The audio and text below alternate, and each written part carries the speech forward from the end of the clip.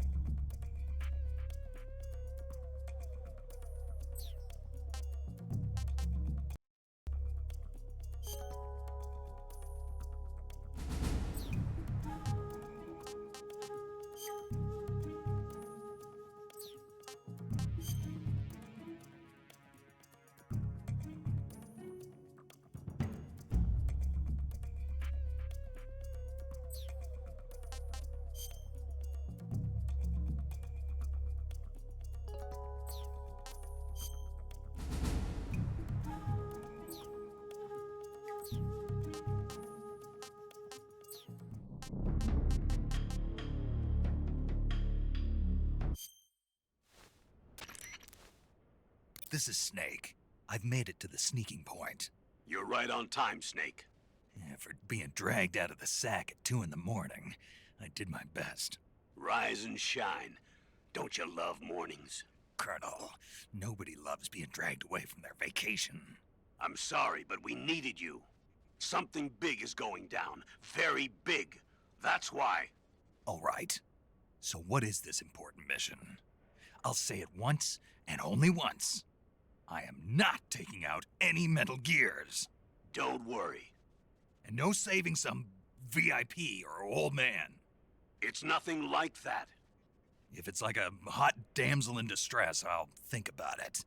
Well, it's not quite a hot damsel in distress, but it is a rescue mission. Rescuing who? Apes.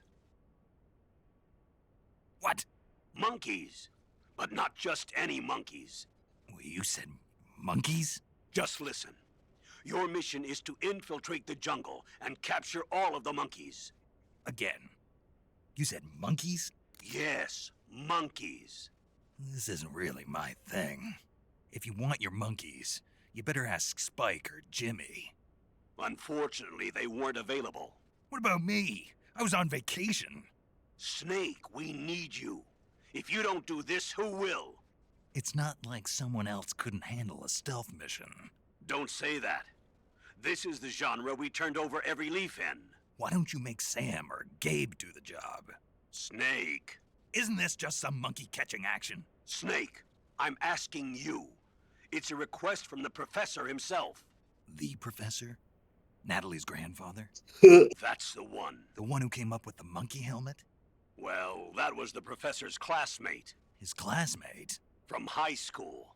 Not only that, but the professor is a friend of Otacon's. He's Otacon's friend, too?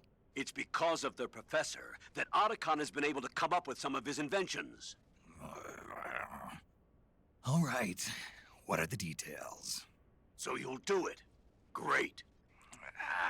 I'm not against some monkey catching, but I'd rather be collecting pants. Snake, the monkeys have fled into the jungle. When you find them, knock them out for capture. Right. I'm not going to be able to grab them when they're jumping all around the place. Right. When you've grabbed all the monkeys, your mission is complete. Gotcha. Commencing Operation Ape Snake. Snake, when you capture a monkey, yell out the password. With the password, a warp device will activate. Understood. Good. I'm counting on you, Snake.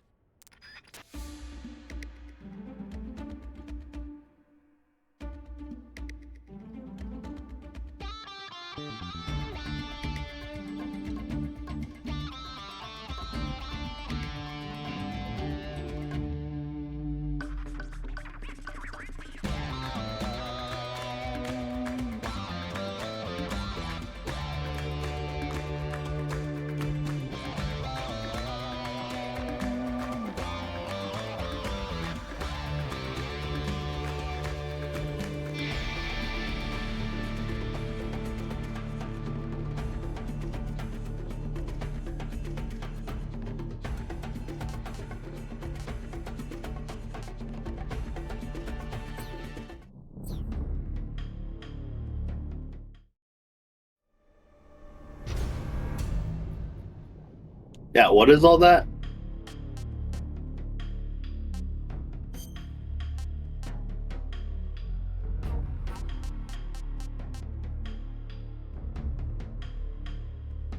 Yeah, I've never played one, so.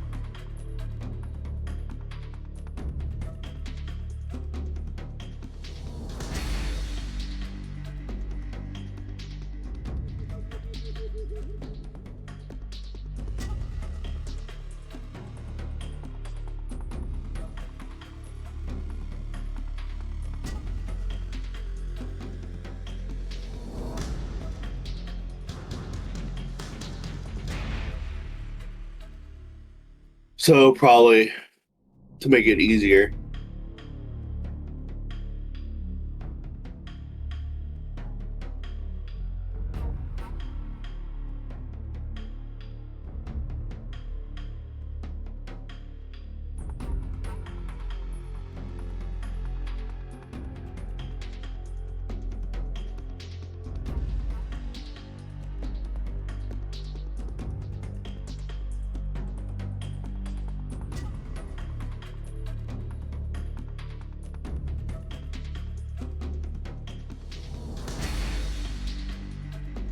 Maybe it just gives you an effect from those games.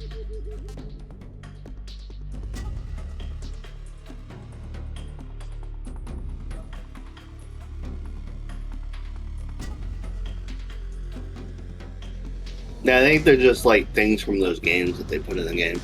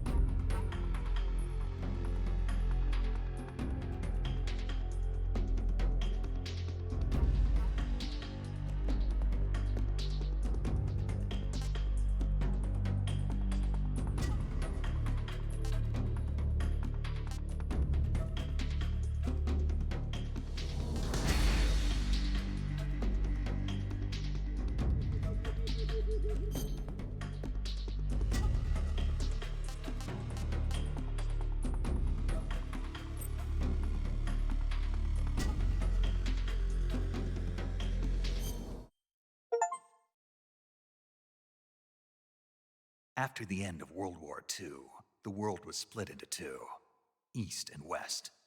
This marked the beginning of the era called the Cold War.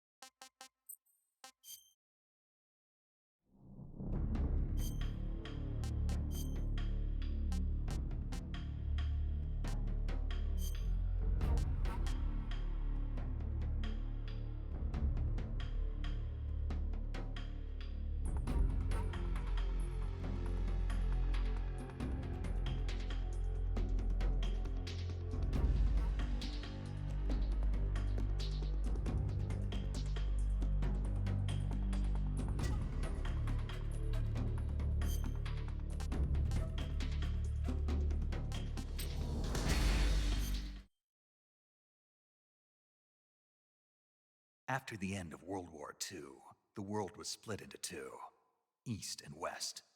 This marked the beginning of the era called the Cold War.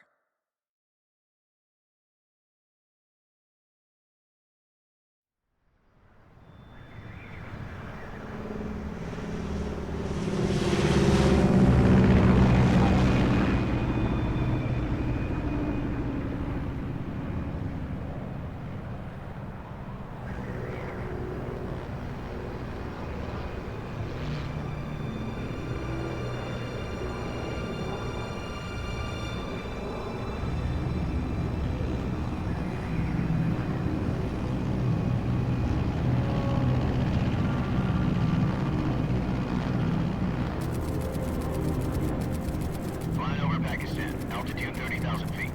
Approaching Soviet airspace.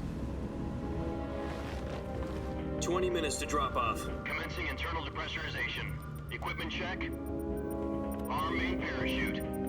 All right. You ready to go? Drop zone still showing a high pressure mass.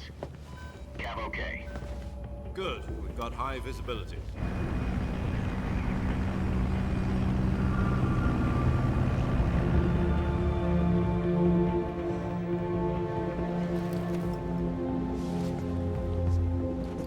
Put out that cigar.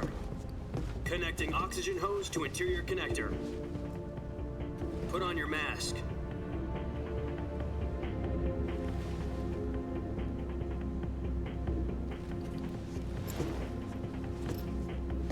Does this panty waste know what he's doing? Approaching release point.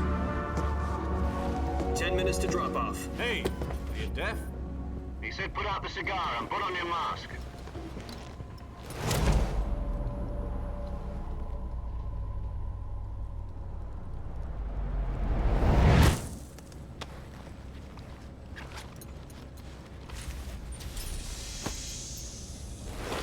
Depressurization complete. Checking oxygen supply. 6 minutes to drop off. Opening rear hatch.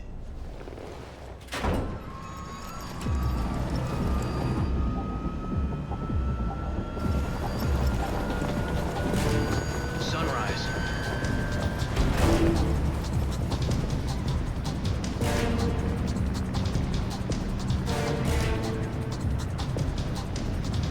External temperature minus 46 degrees Celsius. 2 minutes to drop off. Stand up. You'll be falling at 130 miles per hour. Try not to get frostbite from the wind chill. 1 minute to drop off. Move to the rear. Activate bailout bottle. This is one for the history books. The world's first halo jump. 10 seconds to drop off. Stand by. Status okay. All green. Prepare for drop-off. Countdown. 5, 4, 3, 2, 1. Spread your wings And fly. God be with you.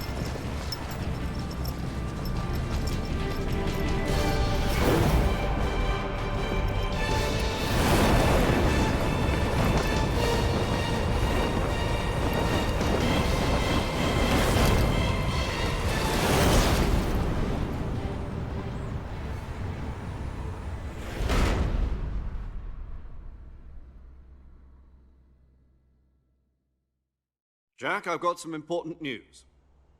The head of the CIA has finally given us the green light for the Virtuous mission. Virtual mission? No, the Virtuous mission. The future of our Fox unit depends on it. If it succeeds, we'll be officially organized into a unit. Virtuous mission? Sounds like some kind of initiation ritual. You know, don't get cocky. This isn't a training op.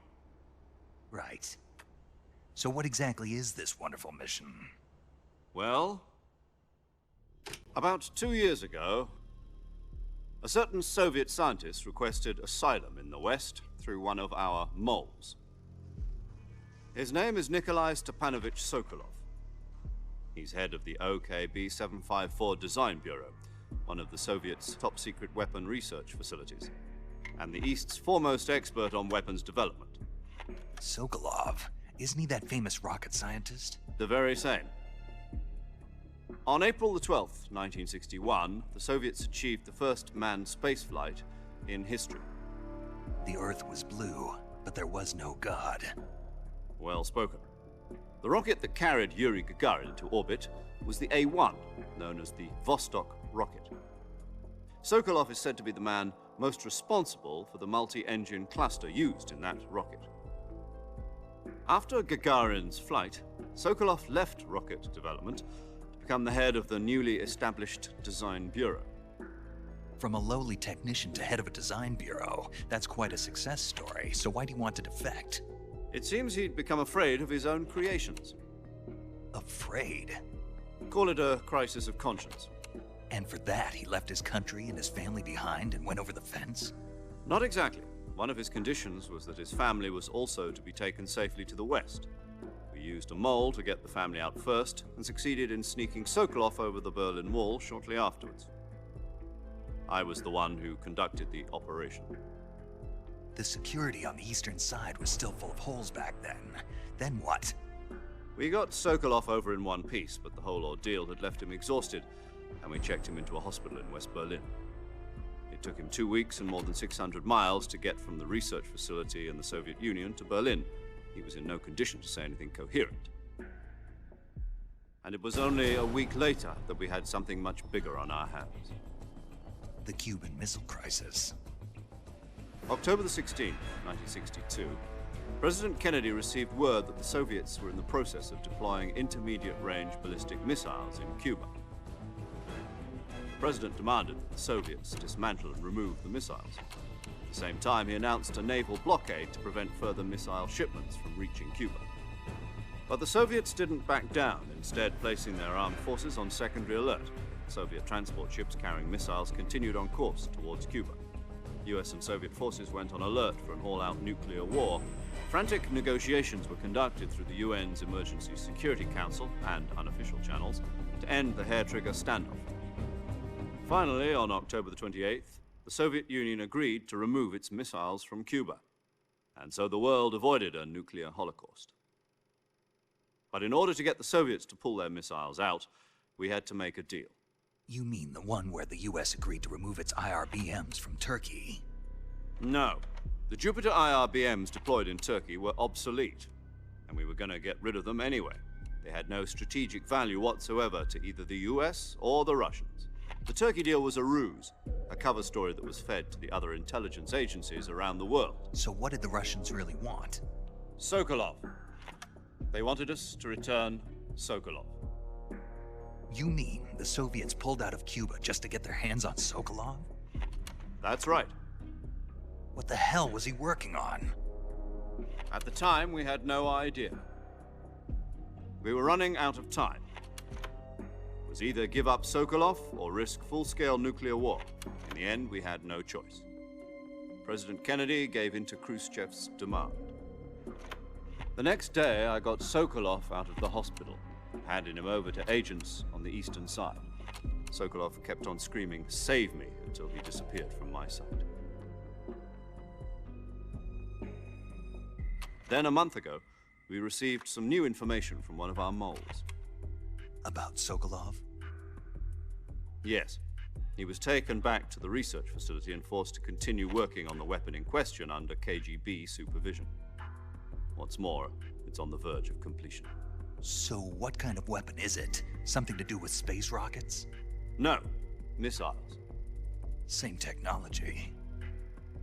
I guess you're right. We don't know the details, but it appears to be a new kind of nuclear device. For half a year now, the Soviets have been conducting frequent nuclear tests at Semipalatinsk. Something to do with the weapon, I assume. We're talking about a secret weapon so big that Khrushchev was ready to pull out of Cuba to get it back. Is Sokolov still in the facility? No. According to our intelligence, he's in Selinoyarsk, a place in the mountains about 3 miles to the west that's known as the Virgin Cliffs. The Virgin Cliffs. Nice name for a virtuous mission. They moved him there just recently. Why? Apparently, they're conducting a field test of the weapon, but it's our best chance to get him back. This mission would never have been